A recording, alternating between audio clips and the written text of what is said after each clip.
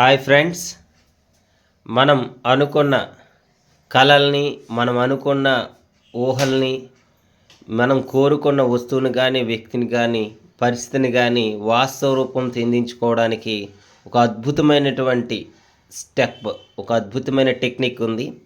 అదే అరిచి చెప్పటం.